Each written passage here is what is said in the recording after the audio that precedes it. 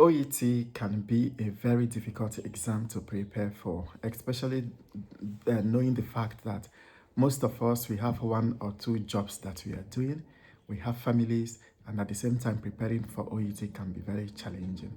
But this is what I always advise my students to do in order to maximize their time and get the best out of their preparation.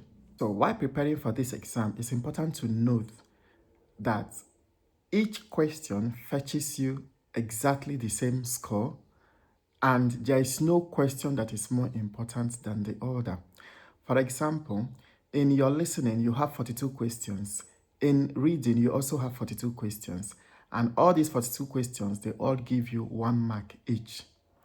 In that case, while preparing, it's very important to focus more on the part that will fetch you more mark to pass. And these parts are usually the part A's for both the listening and also for the reading.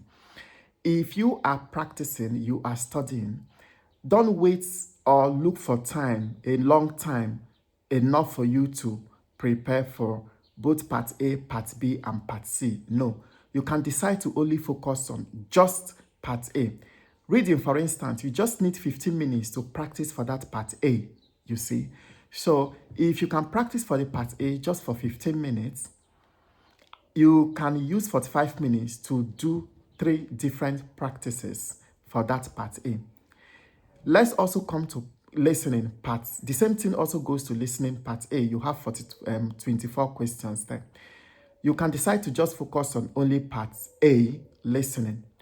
So in a nutshell, what I'm trying to say is this: focus your practices more by parts. Like if you are doing part A, focus on part A. If you are doing part B, focus on part B. If you are doing part C, focus on part C at that particular point.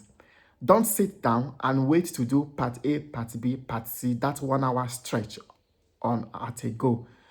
If you are waiting for that, you might not have that time because you might have kids, you might have family to take care of, you might have husband to take care of, you might have wife to take care of, you might have other engagements that may distract you.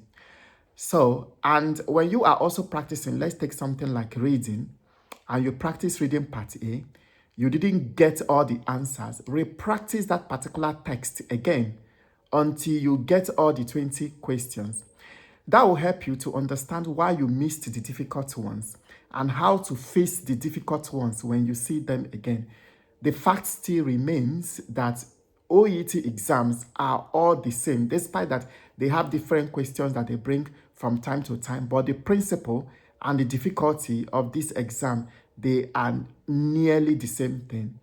I wish you guys the best. I will give you more tips on how to scale through in my next video.